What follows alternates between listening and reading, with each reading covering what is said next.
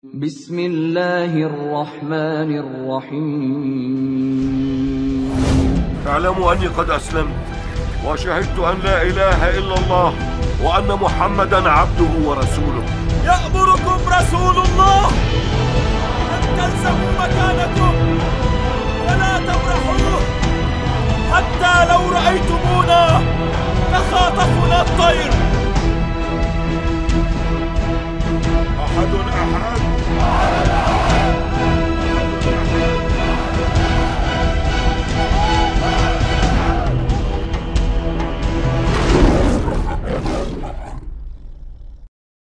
Assalamualaikum warahmatullahi wabarakatuh teman-teman. Jumpa lagi dengan Bamtri Channel. Alhamdulillahirabbil alamin. Segala puji bagi Allah, Tuhan semesta alam. Tiada Tuhan selain Allah. Allah lah satu-satunya Tuhan. Tuhan yang tiada duanya, duanya saja tidak ada, apalagi tiga. Lalu bagaimana jadinya kalau Tuhan itu dipaksakan tiga? Ya umatnya minum tua, sahabat. Ya, oke, sahabat semuanya, ini yang mau saya bahas hari ini. Jadi masih tentang bapak yang sudah ditangkap ya. Sudah ditangkap karena penistaan dia terhadap Islam. Dan kabar terbarunya, ternyata bapak ini melakukan hujatan itu, penistaan itu di kedai tua, sahabat. Dan ini ada yang berkomentar kemarin ya, ini bapak habis minum tua nih. Dari Lisobana, itu ngebacotnya habis minum tua. Naudzubillah. Komentar itu kemarin membuat saya tertawa dan hari ini ternyata benar, sahabat ya. Ini ada beritanya dari Tribun News ya. Di sini beritanya, sahabat. Nah, ini ya, pelaku penghina Nabi Muhammad bikin konten di kedai Betul ternyata ya, bapak ini minum tua dulu baru bicara, sahabat. Makanya mereka itu saya katakan ongok, minum tua dulu baru bicara. Makanya melalang buana itu pembicaraannya ketika pulang merantau dari Papua. Nah ini ya. Dan itu dikatakan langsung oleh Kapolda Sumut itu, sahabat ya, Bapak Irjen Agung Setia. Apa kata beliau? Kita mengetahui bahwa saudara LDS ini membuat video di salah satu kedai. Kampret, betul ya. Ternyata betul komentar dari netizen kemarin ya. Anda para netizen ini betul-betul hebat ya. Saya mengira pelet tupai saya ini canggih. Ternyata lebih canggih lagi pelet Anda. Ternyata benar, dia membuat video itu di salah satu kedai tua di wilayah Desa Dolok Saribu di Kecamatan Uluan, Kabupaten Toba. Itu kata Kapolda Sumut Irjen Agung Setia Imam Effendi pada hari ini tanggal 27 November 2023. Ya, beliau sampaikan ini setelah si Ongo itu ditangkap ya, sahabat, dan sudah ditahan dikurung selama 20 hari ke depan. Itu bukan hukuman sebenarnya ya, sahabat, karena belum jatuh vonis kan. Ketika nanti terbukti bersalah melanggar pasal yang dijeratnya itu ya, kata Bapak Irjen Agung ini, tersangka itu dijerat pasal 156A KUHP dan pasal 28 Undang-Undang ITE ujaran kebencian. Nah, ini kan ada dua pasal yang dilanggar. Ini kalau melanggar pasal ini sama dengan si KC. KC juga melanggar dua pasal ini. Itu hukumannya bisa 4-10 tahun, sahabat. Tuntutannya ya. Makanya dikurung selama 20 hari ke depan ini sembari polisi itu melengkapi proses penyidikan dan pemberkasan. Jadi kalau ada yang berkomentar hanya dikurung 20 hari kok, itu sambil menunggu melengkapi proses penyidikan dan pemberkasan. Nanti sampai kepada tahap persidangan dan jatuhnya vonis hukuman. Oke, sahabat semuanya, ternyata betul ya, dia membuat video itu di kedai tua. Ya, tapi itu tidak bisa dijadikan alasan juga ya. Ya minum saja tua itu, tapi jangan sampai menghina agama orang gitu. Karena banyak juga peminum tua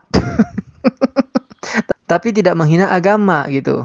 Nah, berbicara masalah menghina agama ini dan minum tua ini, apa bedanya bapak yang ditangkap ini, sahabat, dengan si Mas Elia yang beberapa hari terakhir ini dia viral karena pernyataan-pernyataan dia juga yang ketika dia itu berbicara itu sama persis dengan bapak ini, seperti orang minum tua karena pembicaraan itu ngelantur, sahabat ya, ngelantur dengan kalimatnya yang rapi dan lembut itu, tapi ya isinya penistaan juga, sahabat. Salah satunya ketika dia mengatakan kemarin itu reformasi salah satu ayat Al-Quran beserta tafsirnya, dia minta ke Kemenak, itu sudah kita bahas. Dan sekarang ada satu video dia lagi yang menista agama orang orang lain juga yang mengatakan sebelum kitab-kitab dan ayat-ayat palsu itu muncul katanya.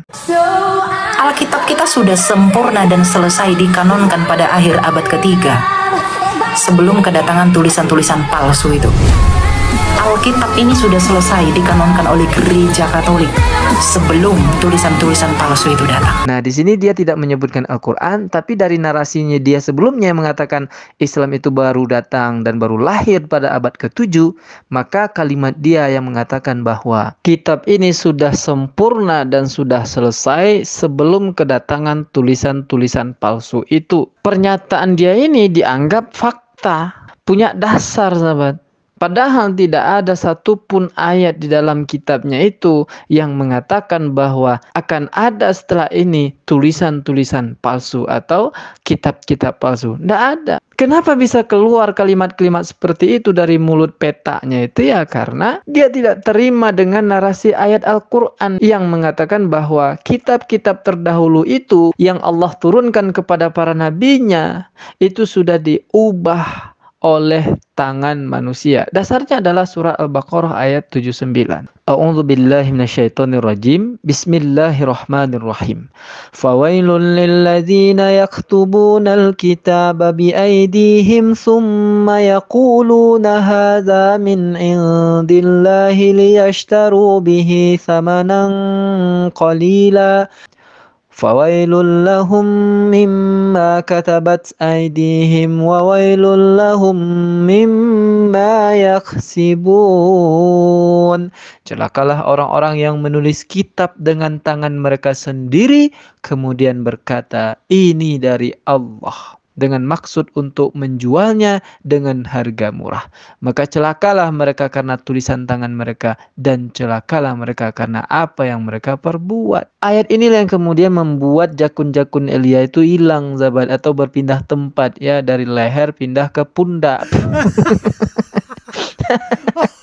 Dan akhirnya keluarlah kata-kata hujatan dari dia yang tidak ada dasarnya.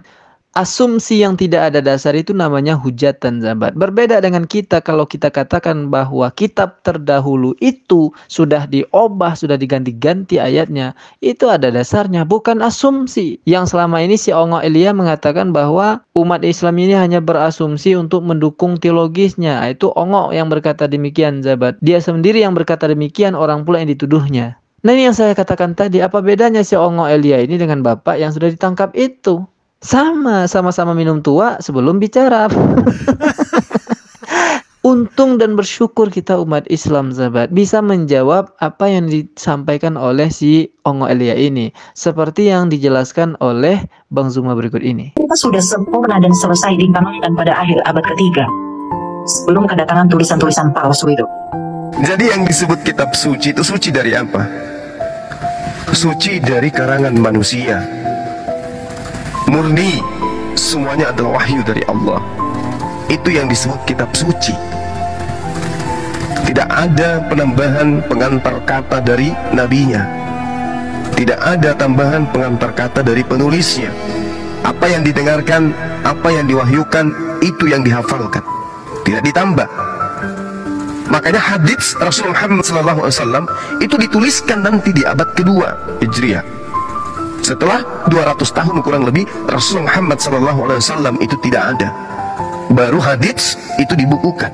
Kenapa? Rasulullah tidak mau kalau Al-Quran dibukukan, hadits juga dibukukan pada masa, pada tempat yang zaman yang bersamaan, nanti bisa bercampur aduk. Rasulullah nggak mau. Jangan kau tuliskan apa yang berasal dari diriku, tapi tuliskanlah apa yang kuterima dari Allah. Itu. Nah sekarang posisinya adalah Al-Quranul Karim itu 100% firman Allah, karena tidak bercampur dengan perkataan Rasulullah. Sementara sumber satu-satunya Al-Quran itu adalah baginda Rasulullah Muhammad SAW. Tidak ada yang lain. Makanya kitab kami Al-Quran cuma satu, sumbernya Rasulullah. Demikian juga hadits, sumbernya dari Rasulullah. Nah sekarang kitab saudara, sumber firman itu adalah Yesus. Siapa yang menerima firman dari Elohim? Di antara Yesus, Paulus, Markus, Matius, Yohanes, dan juga Lukas. Yesus kan penyampai firman itu. Artinya kalau Yesus penyampai firman, kelima pengarang penulis kitab saudara ini harusnya menuliskan apa yang terlontar dari mulutnya Yesus kalau mau dikatakan catatan-catatannya kitab suci. Tapi faktanya kan tidak. Hanya tinta merah ini ucapan Yesus. Itu pun ucapan Yesus ini bukan firman Tuhan. Bukan firman Tuhan. Sabda, hadits. Kalau di dalam Al-Quran disebut hadits, kedudukan tertinggi hadis qudsi, firman Tuhan yang tidak dibukukan dalam sebuah kitab suci. Hadis qudsi bukan wahyu dari Allah dalam kategori murni. Ini adalah wahyu, ucapannya, huruf-hurufnya, bacaannya sama tanpa penambahan. Ini hanya hikmat yang diterima oleh Yesus. Dia yang mengolah hikmat itu. Artinya kalau dalam Islam hanya selevel dengan hadits qudsi. Ketampol lagi jakun-jakun Elia. Makanya Anda yang selama ini bertanya kemana jakun-jakunnya Elia, itu karena sering ketampol dalam debat ya, pindah ke pundak, lalu ke pundak lagi. Makanya pundak Elia itu agak menonjol itu. Astagfirullahaladzim. Oke lah sahabat semuanya, kita akhiri saja video pundak yang ada jakunnya ini. Sampai jumpa di jakun-jakun yang lebih berpundak. Assalamualaikum warahmatullahi wabarakatuh.